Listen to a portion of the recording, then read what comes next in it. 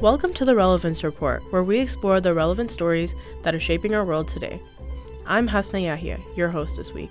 On today's show, Edmonton University students held an encampment protesting the genocide in Palestine. Why did it happen, and how did it go? Another issue on campus is the running pain point of the U-Pass, which has long been an issue for students who are commuting. On the topic of transport, can a car commuter adapt to taking public transit? And then, when you've arrived at your destination, ever wonder why there is a curb ramp but no buttons for the doors at your local stores? And then we'll take a cultural tour of the new exhibit at the Mitchell Art Gallery. There has been a huge uproar of student protests in the past year, with tensions in Palestine continuing from October of 2023 until now. Starting with the University of Columbia, students around the world have been going out of their way to raise awareness about the war on Palestine and question their university's potential involvement. How have the students gone about protesting? Here's a reflection from me. As the genocide in Palestine persists, Edmonton students, primarily from University of Alberta and MacEwan, continue to protest their university's involvement. In May of 2024, protesters decided to follow in the footsteps of university students around the world and start an encampment. The encampment took place on U of A campus, but was led by both U of A and MacEwan students. Community members were also invited to participate. The encampment included tents for protesters to stay in, food, drinks, and books. University students stayed overnight in protest. Protesting students put up signs calling the university the People's University of Palestine. Students also wore keffiyehs to symbolize resistance. The students demanded that their universities disclose their financial and institutional holdings, divest from companies complicit in the genocide of Palestinians, defend the right to protest, and declare condemnation of the genocide. University of Alberta administration sent out letters to members of the encampment asking them to take down their tents. The students refused. The encampment was later dismantled by the Edmonton police. Police used batons and other force tactics against students when they refused to leave the university grounds. The disturbing disassembly of the encampment caused an outrage in the community. The Edmonton community reacted by marching to U of A campus the following day in protest. Police surrounded the protesters but did not intervene. The protest ended with a temporary sit-in on campus. The Palestinian Alliance Groups, or PSA, at both U of A and MacEwan have stated that as long as the universities do not meet the students' demands, the protests will continue. PSA groups at both universities have started the fall semester with protests on campus, urging their administrators to respond to the students and meet their demands. Have you ever experienced any parking pains on campus? The discussion around parking is a constant one. Students complain about the inflexibility of the U-Pass, the high cost of parkade passes, and a lack of parking in general. Meg Webster tells us why she thinks parking is such a problem and shares her thoughts on potential strategies to make parking more accessible for students. The topic of parking at MacEwan is a constant volley of heated opinions. Following discussions on social media reveals frustrations of all kinds, but none that seem to be more polarizing than the ability to opt in or out of a U-Pass. Today, I'll examine the U-Pass details, briefly highlight the main obstacle around changing the opt-in or out rules, and share my thoughts about the other parking issues faced by the student body. I'll conclude with a couple ideas about what the university might consider looking into in order to solve these issues. Discussions around the U-Pass typically spark debates between students who use it and those who don't. It is important to note that the U-Pass is implemented by the City of Edmonton and that the program is in place for other post-secondary institutions as well. SAMU and the City of Edmonton Transportation Department both state that the U-Pass is a mandatory expense for post-secondary students because it helps to decrease the overall cost of public transportation. Therefore, all full-time and part-time credited students must participate in the base transportation program. This is a great option for students who might have lower incomes or those who rely solely on public transit to get to school. Some students choose a strategic hybrid approach with their U-Pass to avoid paying for parking at the school. They opt to park for free at the park and rides around the city and ride the bus or train to campus. But what about the students whose commutes don't rely on public transit? Opting out of the U-Pass is one solution, but this is easier said than done. Unless students live 100 kilometers or more outside of town, have a medical condition that exempts them, or attend class off campus, they can't opt out. This leaves them out of $180 each term. For some students, this loss of money isn't insignificant. But because the U-Pass is under a city-governed policy, this leaves the university's hands tied when it comes to making serious changes. The U-Pass isn't the only pain point, however. Other parking issues include a lack of space and high costs for passes. An article in the Griff's September 2024 issue highlights this, lamenting the $245 per month cost for a heated parkade pass.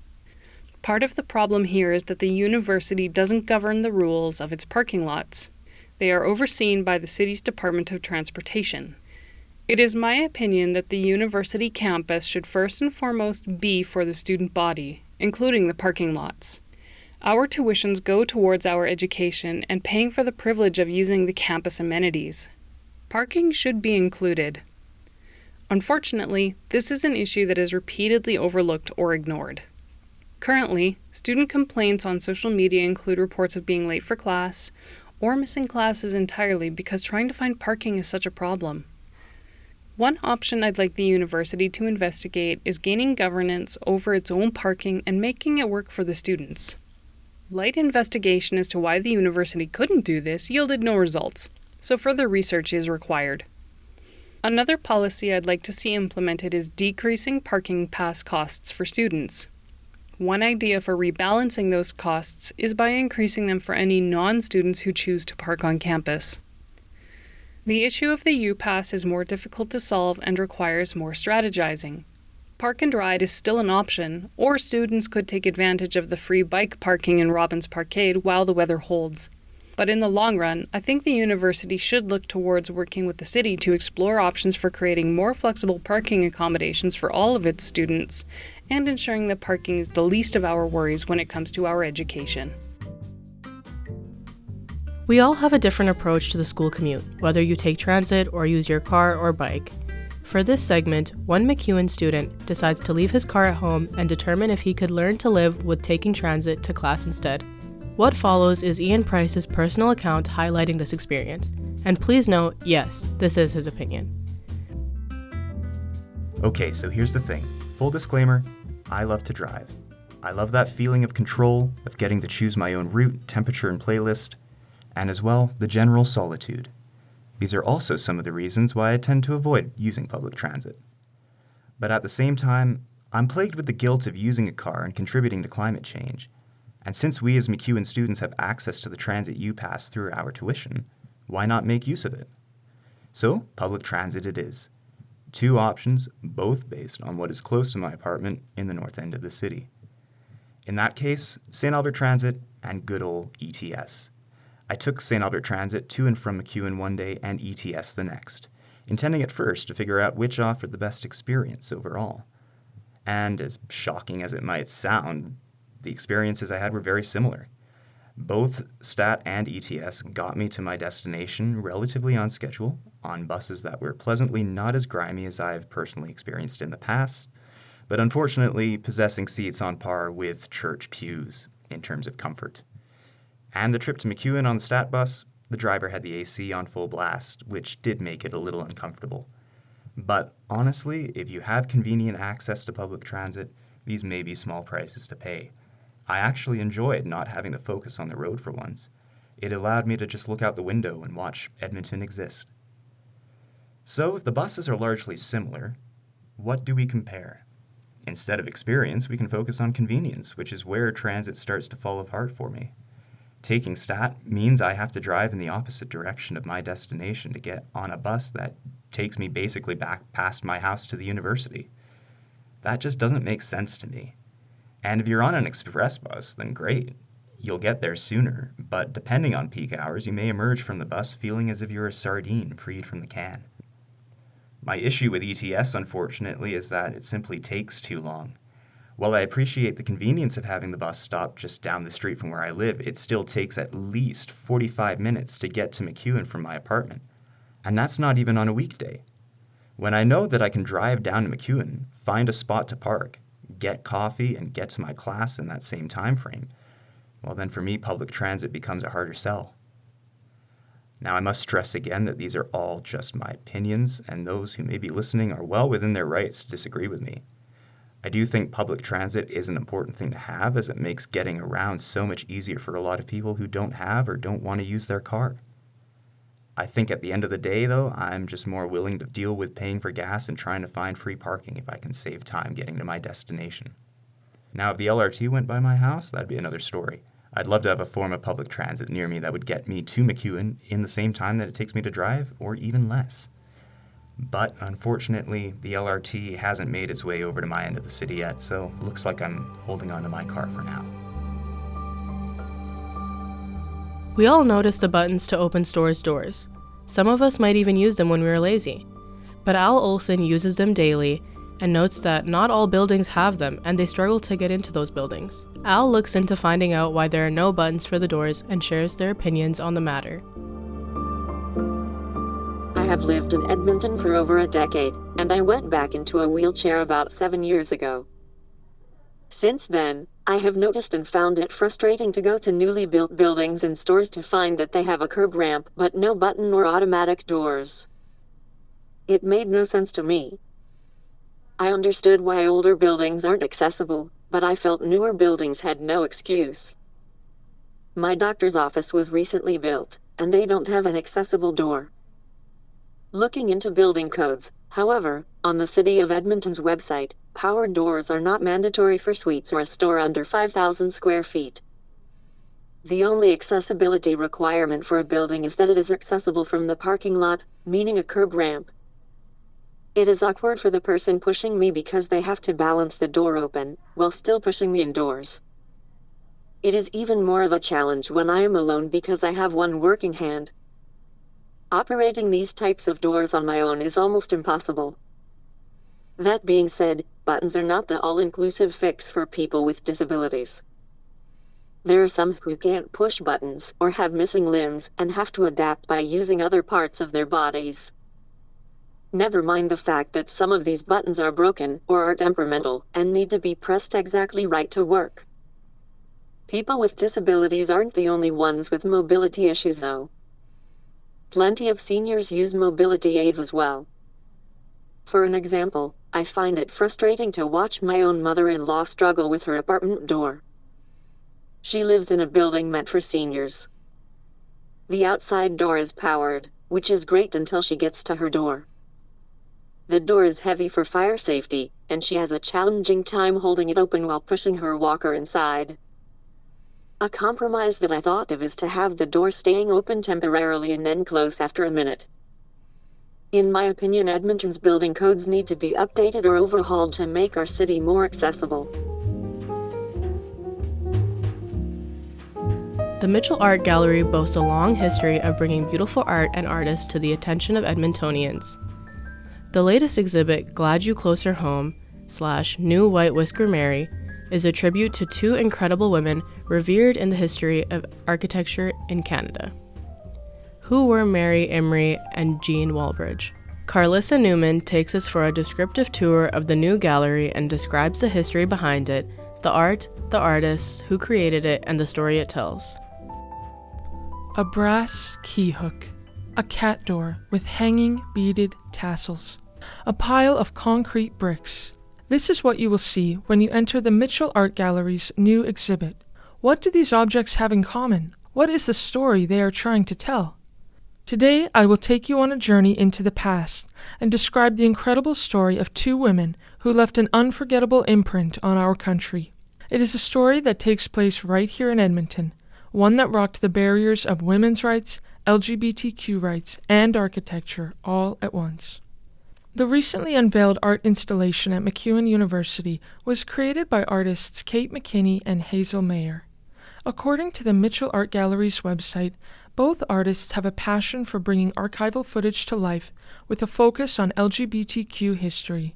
Their most recent project, titled Glad You Closer Home / New White Whisker Mary, is based on the archives of Mary Imrie and Jean Walbridge, a lesbian couple who ran the first women-only architectural firm in Canada.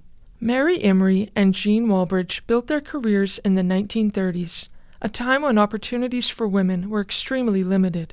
According to the article, The Early Female Architects of Alberta by womenbuildingalberta.ca, both were among the first women in Canada to ever obtain degrees in architecture.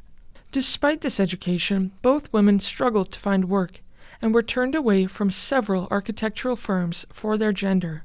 The two met in the summer of 1941 and managed to push their way into several firms despite a strong glass ceiling. Even with their skill and work ethic, they faced prejudice due to their gender and sexuality. According to the Canadian Architects article titled Breaking In 4 Early Female Architects, quote, the two unmarried women, living and working together, made an unusual impression in a male-dominated profession. In 1950, they launched their own partnership, titled Walbridge and Imrie Architects. The work their firm completed from 1950 to 1979 contained over 224 projects, most of which were in Edmonton. The work was primarily residential, but as the firm gained recognition, they took on larger projects, which included the Queen Mary Apartments as well as their own home and office, which they called 6 Acres. It is this home that the exhibit brings viewers into. I had the privilege of attending the art installation on its opening day, and I was struck by how deeply personal and nostalgic it felt. Pieces of memorabilia from another time evoked many emotions as I walked the gallery. A cat door with blue and green beads hanging over it hid a curious light that danced playfully on the other side of a closed door. Blue and purple designs on a sprawling couch backed with orange plexiglass transported me to earlier decades. Sitting on this couch, I faced a pile of intentionally placed bricks of concrete, taken from the site of one of Mary and Jean's projects. In the reverent silence of the gallery, I reflected on these blocks, some scattered about, some stacked to resemble towers. Perhaps the bricks are to represent Jean and Mary building not only structures, but their beautiful life together, and the path they forged for themselves, brick by brick. The story of Jean Walbridge and Mary Imrie is one of courage and determination. Two women who, in the face of rigid societal expectations, pioneered their own path, loving who they wanted to love and building careers they were passionate about. It is because of the bravery with which they lived their lives that their legacy will be remembered for decades to come. If you would like to check the exhibit out for yourself, it will run from September 20th to December 7th of this year at the Mitchell Art Gallery.